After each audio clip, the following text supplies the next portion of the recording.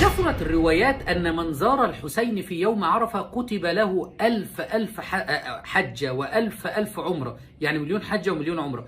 وفي كتاب نور السير نسيت اسم الكتاب، في كتاب نور العين في السير إلى قبر الإمام الحسين أن من زار قبر الحسين في يوم عرفة كتب له 2 مليون حجة و2 مليون عمرة.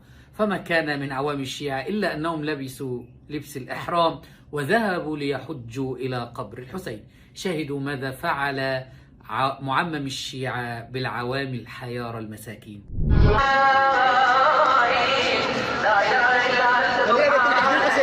حبيبي لك الحج، انت صدق الف حاج، صدق الف حاج.